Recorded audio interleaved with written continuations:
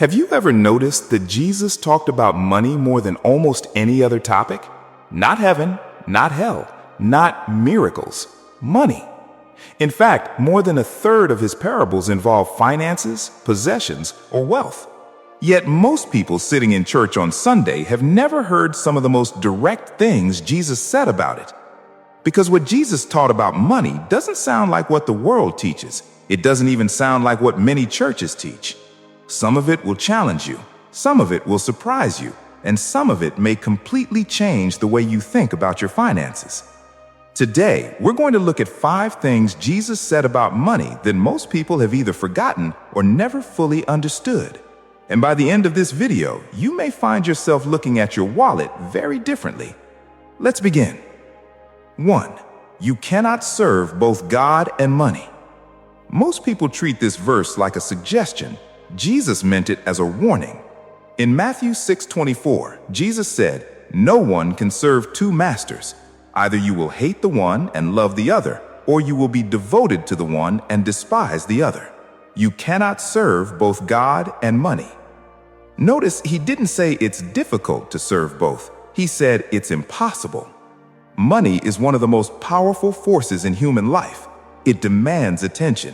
It demands trust. It demands loyalty. And if you're not careful, it quietly takes the place that only God should occupy. This doesn't mean money is evil. It means money is a powerful servant, but a terrible master. The question Jesus is asking isn't how much money you have. The question is, who controls your heart? Because wherever your security comes from is what you're truly serving. 2. Where your treasure is, your heart will follow. Most people think love leads to investment. Jesus said investment leads to love. In Matthew 6:21, he said, "For where your treasure is, there your heart will be also." Read that carefully. He didn't say your heart leads to your treasure. He said your treasure leads your heart. Whatever you invest in, you will begin to care about more deeply. This is why people who pour money into businesses become obsessed with them, why people who invest in relationships grow closer, and why people who give financially to God's work find their love for that work growing. Where you put your money is where your attention follows. Where your attention follows is where your heart ends up. So the real question isn't whether you love God. The question is where your treasure is pointing your heart. 3. The rich young ruler's shocking moment. One of the most uncomfortable stories Jesus ever told involved a man who had done everything right. In Matthew 19, a wealthy young man approached Jesus with a sincere question. He wanted to know how to inherit eternal life. He had kept all the commandments, he was moral, he was religious, he was sincere. And Jesus looked at him and said, "Go, sell your possessions and give to the poor, and you will have treasure in heaven. Then come, follow me." The man walked away sad because he had great wealth. Jesus didn't say this to everyone he met, but he said it to this man because Jesus could see exactly what owned his heart. The man's possessions became his identity, his security, his God. The shock of this story isn't that Jesus asked for sacrifice. The shock is that everything the man had achieved still wasn't enough, because the one thing he lacked wasn't effort, it was surrender. 4. Be careful of greed. Life is not measured by possessions. In Luke 12, a man came to Jesus asking him to settle a financial dispute with his brother. Jesus refused, but then he said something that stopped the crowd cold. "Watch out. Be on your guard against all kinds of greed. Life does not consist in the abundance of possessions." Then he told the parable of the rich fool, a man whose crops produced so abundantly that he tore down his barns to build bigger ones.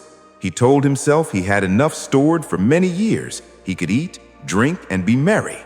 That same night, God said to him, "You fool, this very night your life will be demanded from you." The warning is not against being successful. The warning is against building a life whose foundation is things that can be taken away overnight, because the man had planned for everything except the one thing that mattered most. 5. Give, and it will be given to you. The most countercultural financial principle Jesus ever taught wasn't about saving, it was about giving. In Luke 6:38, Jesus said, "Give, and it will be given to you. A good measure, pressed down, shaken together, and running over, will be poured into your lap." The world teaches you to hold tightly to what you have. Jesus taught that open hands receive more than closed fists ever could. This isn't a financial formula, it's a kingdom principle. Generosity breaks the grip that money has on the heart. It declares that God is your source, not your salary, and it positions you to receive in ways that hoarding never could. If there's one thing these 5 teachings reveal, it's this: Jesus wasn't against money, he was against money owning you. You cannot serve 2 masters. Your treasure directs your heart. Possessions can quietly replace God. Life is not measured by what you accumulate, and generosity unlocks what greed never can. The question Jesus leaves with each of us is simple: who or what is truly sitting on the throne of your financial life?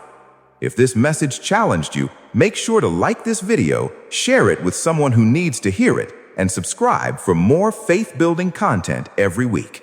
God bless you, and we'll see you in the next video.